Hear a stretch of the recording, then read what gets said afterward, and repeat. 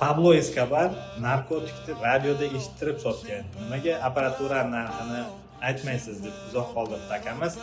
Aka, bizda narkotiklisi bor.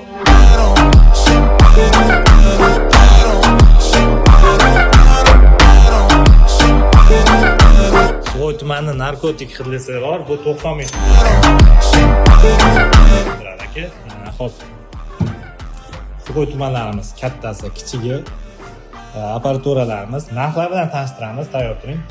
Faqat yuraklarni qizartirib, izohni alochadan berib, videoni yaqinlarga jo'natib qo'yasiz. Xo'p, ushbu apparatimiz 5 ta funksiyali 3800 turadi. NFC-lari bor. Umuman klik to'lanishlari bu haqda ma'lumotga ega bo'lsangiz kerak. Xo'p, bularimiz $70, $100 turadi. Bu pilsosimiz $100. 125 sotilgan, ko'pchilik biladi. 35 litrli pilsos bo'ladi. Mana shu hamma zapchaslari bor. Navoda ishlangan kesel ketsa.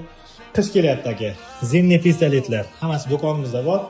Do'kondagi narsalarning narxini bilish uchun izohda plyus raqamini qoldiring. Biz sizga PDF-da hamma narsani narxi bilan jo'natamiz. Hozir pochta chiqib ketyapti. Bir akamiz hamma narsa komplet bo'lgan. Qarang, shiti, ximikatlari, latta artadigan, pilisos, 3 ta moyka, So'g'oy tumanining hidlari va bolon qoraytirgich. Kim mana shunaqa apparaturalar olib biznes yo'lga qo'yishni niyat qilgan bo'lsa, niyatlariga yetsin. Promoy sizlarga xizmat ko'rsatishda davom etadi. Sog' bo'linglar.